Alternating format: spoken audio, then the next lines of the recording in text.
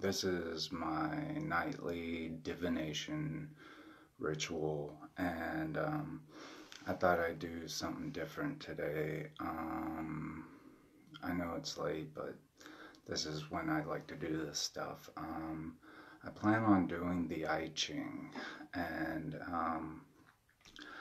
I have written a book on the Ching that's available at Amazon Kindle. Okay, I'm going to start over because it's reconnecting, but anyways, tonight I'm doing a nightly divination reading, but I'm doing the I Ching and the Libo uh, method that was originally used to play Libo in ancient China. I'm only doing a section of it, the I Ching part with the sticks. If you've seen my video earlier on this method, Aleister Crowley had done something like this similar, but he didn't use what I'm using, a dice. So what I'm going to do is I'll go ahead and show you what I'm using.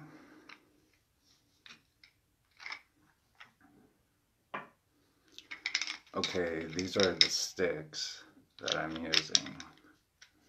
There's a yin side, which is the black side, and then there's a yang side, which is the white side. And each stick has one of these.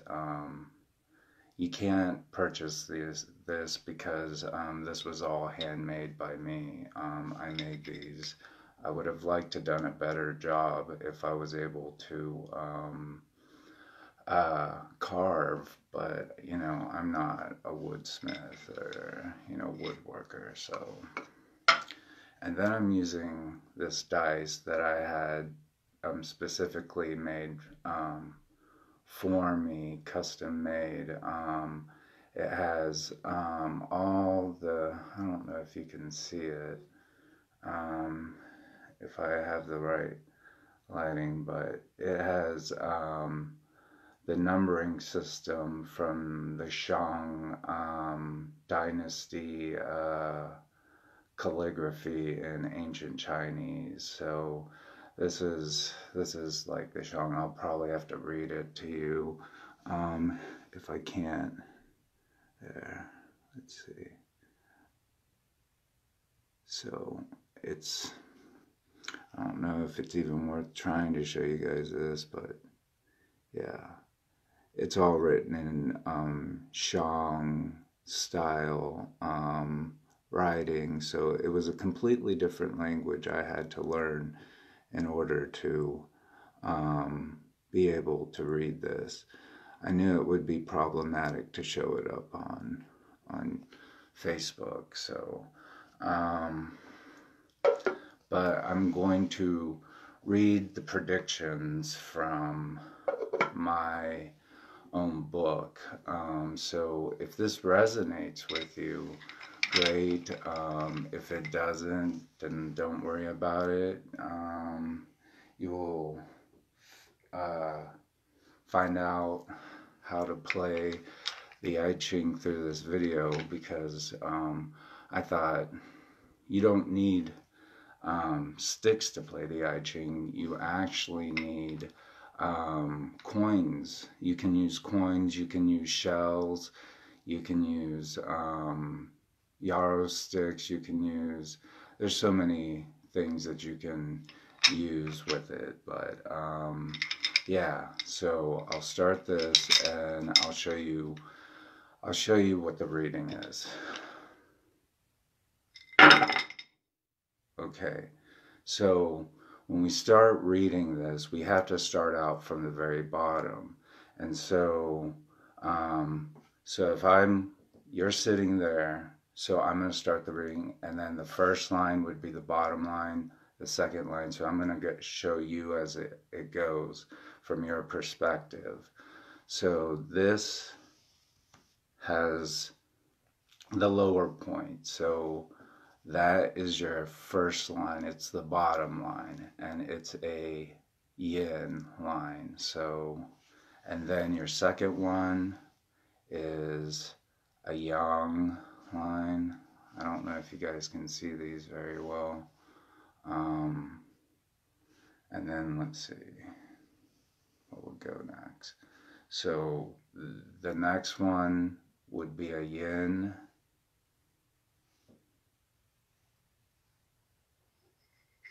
The next one would be a yang. The next one would be a yang. And the next one would be a yin. So I'm going to show you real quick what that would look like.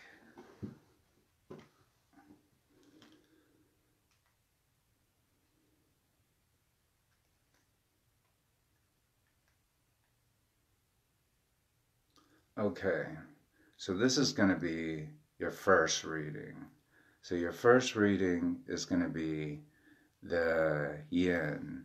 So that's going to be a line and a line, so a broken line. And then your next one, I don't know if this is glaring off, but there. So your first one is the yin, which is the black, and that is the two lines. Sorry, glaring off again. That is the two lines here for this one. The next one will be your yang one, your white line, and that would be a straight line. So that would be the straight line. And then the black line would be the broken line, or the female line they call it. The next one is the white line, which is the yang, which is the male line. And then you have another yang. And then you have another yin. Okay, so as you can see, I don't know if you can see this, but that is the original reading for the first one. So this is like a sigil in a way, but it's a predictive sigil. It's one that's going to tell you your fortune. So what I'm going to do is I'm going to go in and look at the book. This is the book I have written. They're purely predictions.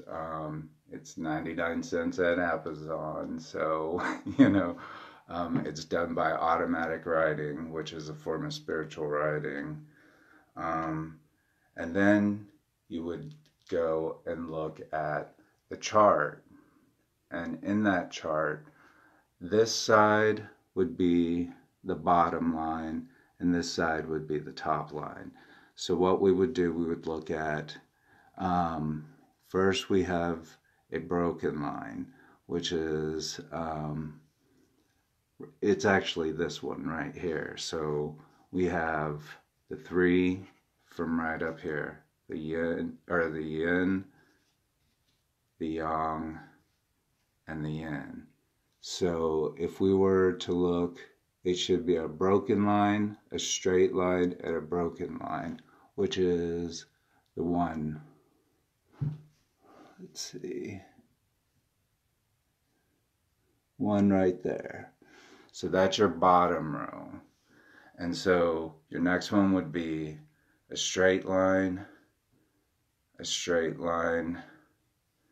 and a broken line. So that would be at the very end on this side right here. So that is,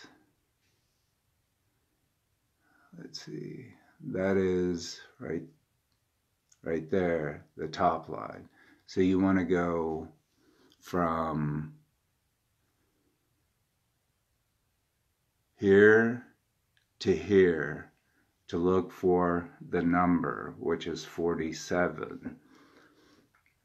So the reading would be number 47.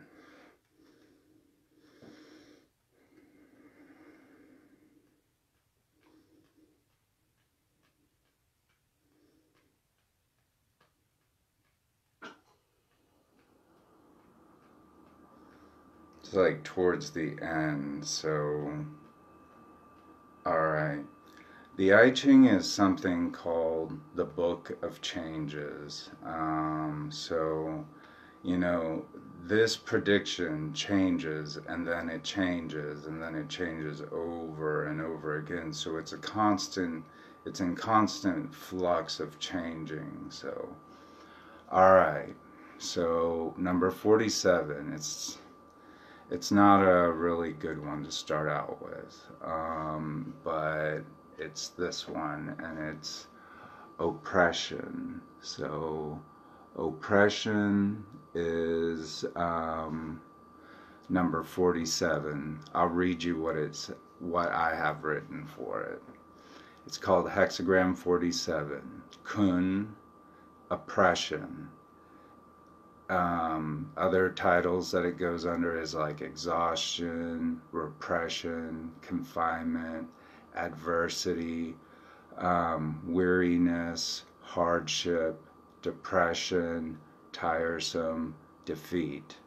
Okay, and then the prediction aspect of this would be extensive loss and failure can break weak and insecure people, while individuals that are strong and resilient are able to adapt to the wills of fate. Difficult circumstances allow for the reawakening of the senses by providing a clarity through failure, in which fate cannot destroy the most innate parts of our existence to overcome and survive harsh realities. Oppression and hardships are inevitable, and so understand that this is just the cycle of life. Yeah, number 47, Corey. Yeah, it's deals with oppression. So, and now we're going on to the second aspect of this reading. So, now that was just the initial general reading. It's not the full reading yet. We're just getting started. So what we want to do now is we want to roll the Lebo dice. So this is it, and I'll try my best to show you what I can do in terms of seeing what it says. Alright, I'll try it. Alright, our first one is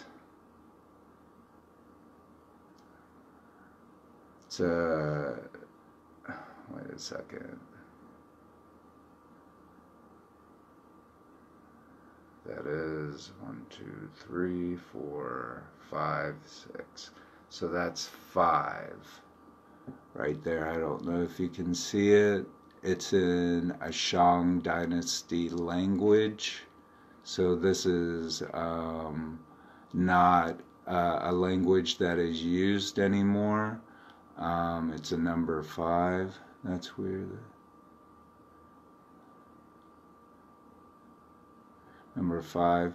So what happens is at a number 5, we change this. So this line, which is the yin line, gets changed because it's an odd number. So this would be our changing line right there. So that is one of the changing lines for the next part of the prediction. And so we'll roll the dice again.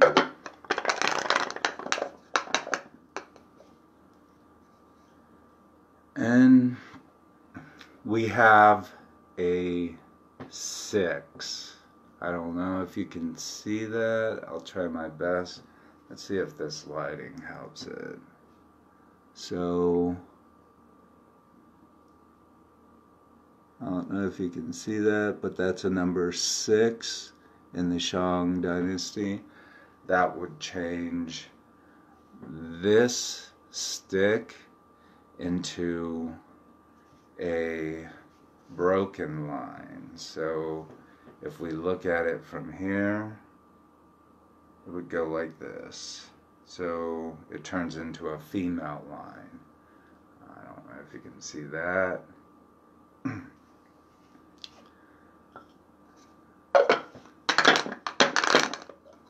Alright, and we have a 1. I don't know if you guys can see that. That's a 1.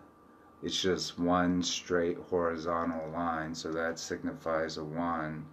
And we're on the third 1, so this is a yin line, so this is also a changing line. So that would change from a female line into a male line. Alright, so that's what it looks like so far. So your fortune is already changing. Alright, so from oppression, we'll learn the other element of it. So we have a number 3. I don't know if you can see that, but that's a number 3. It came up. I don't know if you can see it. It's like 3 horizontal lines.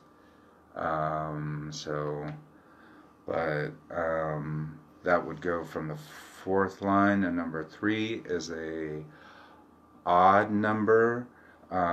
We have a yang, so that's going to stay the same. It's going to be the same line. Go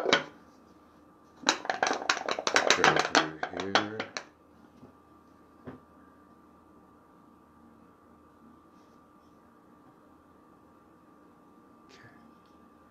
I'll get back to you on that, Corey, after I get done with this. But yeah, we could. This is a number 4. This is the 4th line, which is a changing line. So this would change into a female line. And so this is what it's looking like so far. Sorry, it's like not a very good representation because I'm having a hard time doing all this all at once. So, and now for the final line. So this is our final line to find out if it changes. Let's see if our change, and we have a 3. So we have a number 3. I don't know if you can see that, but that is a odd line against a female line, which changes it into a male line, which would be a straight line. So right now we have 4 changing lines and 2 regular lines. So we have 1, 2, 3, and 4 that are changing. But then we have the 2 that are not changing. And what you want to do in this instance is to pick the upper line that is non-changing and find out what the extent of that oppression prediction is. So it was number where did we start off at this? So it would be this one right here. So 1, 2, 3, 4, 5. So we have to go and look at number 5 as our second part of our prediction. And so that prediction is: bureaucracy has frustrated your goodwill and intentions of contributing to the improvement in the quality of life for those stranded in need, while pleas to the heavens remain unfulfilled. An improvement to the situation will occur, and so continue your offerings and sacrifices to the divine. Now, that was the second part of the oppression. This is the initial prediction, and then this is the moving line prediction, which, was number 5. Now we go on to your changing line. So what do you expect out of the oppression that you're feeling right now? What is the problems that you're feeling right now? So we'll have to go and look at this. And what we have in our second reading is these two trigrams. And so with these two trigrams, we have to go back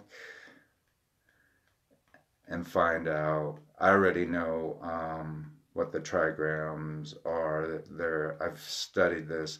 I've had to study this fucking shit for so long, let me tell you, just to be able to get it down like pat.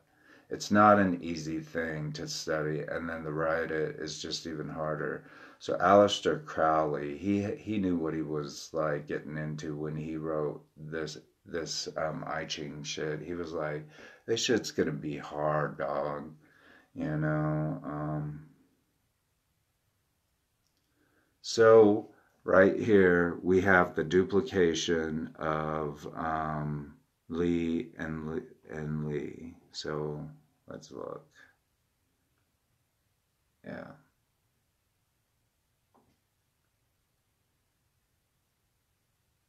So it would be this one to, I don't know if you guys can see that. So it's this one is the bottom line, or trigram, and it goes and extends over to the same one, which is number 30. So it's a very complicated process. I can't imagine what the game was like. So it was number 30 is the hexagram. So out of the oppression, what do we get out of all the oppression that we're feeling, that we need to continue to give offerings to our deities? We know the bureaucracy is bad, but number 30 anyways. Shit. Start over here.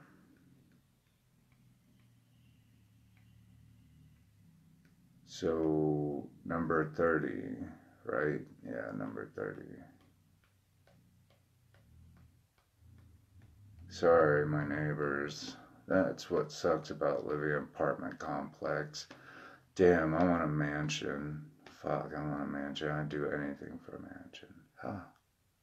So what does your reading come down to?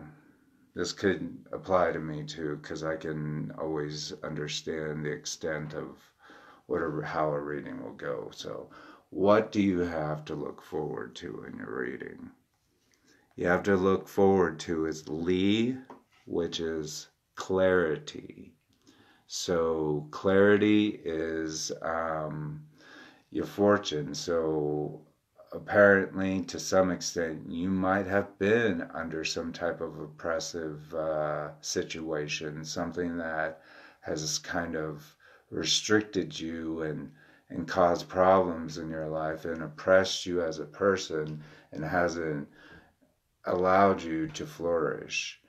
So what can you expect out of it in the next phase of this prediction? Well, hexagram number 30 is Li, clarity, and it comes under subtitles such as radiance, brightness, fire, lucidity, sunlight, perception, luminosity, enlightenment, awareness.